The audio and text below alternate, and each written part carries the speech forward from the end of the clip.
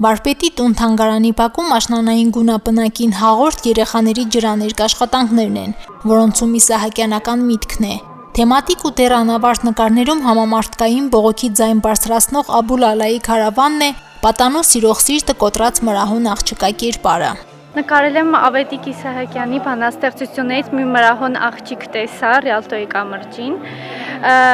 Շատ գեղեցիկ բանաստեղծություն է իր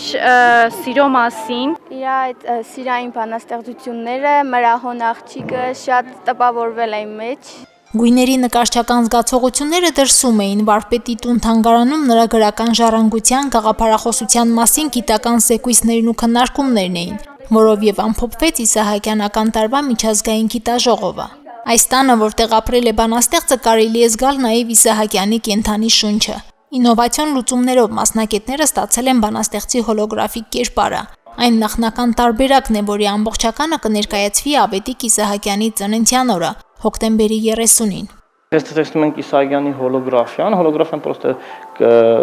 գալիս է առաջ գնում է հետ, ինքը հնարավորություն ունենալու խոսել այցելունների հետ, ինքը իր աշխատասենյակը լուսավոր լինելու։ Դուրս գալով աշխատասենյակի իր սեղանից կմոտենա այցելուներին, կպատասխանի որոշակի հարցերի, կզրուցի,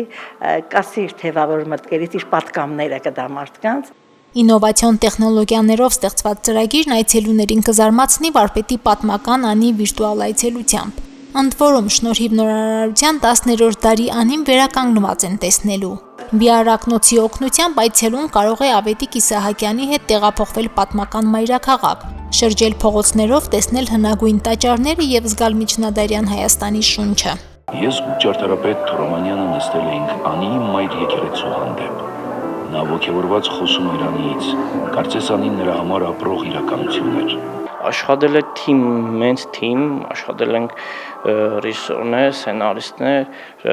մոդելավորողներ, բարձր որակից, ունեցել ենք նաև թսից մոդելավորներ, որ թիմի հետ աշխատել են այլ երկրից, Եվրոպայից,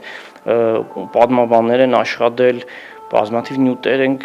Անի մասին ձեռք բերել, այդ պատմական իրողության վրա վերականգնել ենք Անին։ Ինչի հենց Իսահակյանը, քանի որ Իսահակյան Թումանյանի հետ այցելել էր Անին, ու մենք որոշեցինք հաստատ երազած կլիներ կանգուն տեսնել։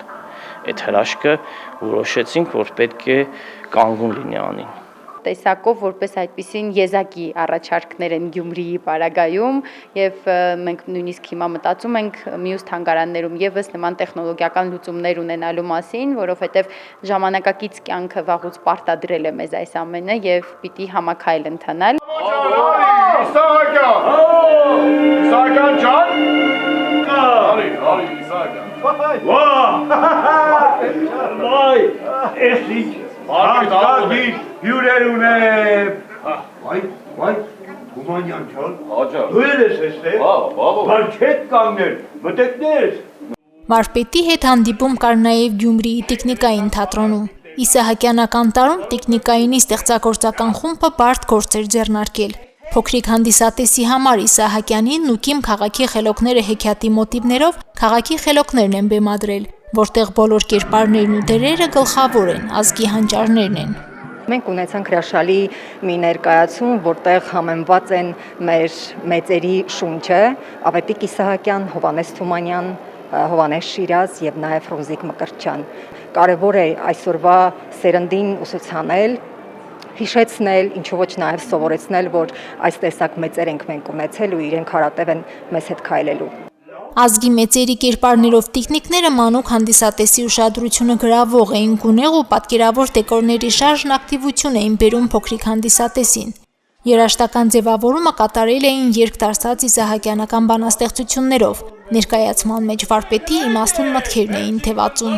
Մենք հասցրեցինք այն գաղափարը Իսահակյանի, որ մարդը հզոր է ոչ միայն պարծենկոտ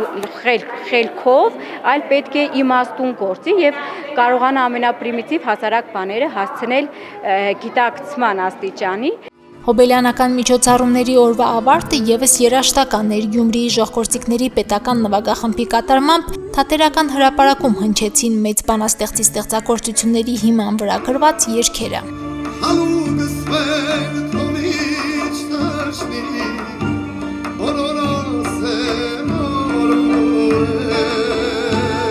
Մարինե Դերբինյան, Արարատ Ծատուրյան, Հորիզոն։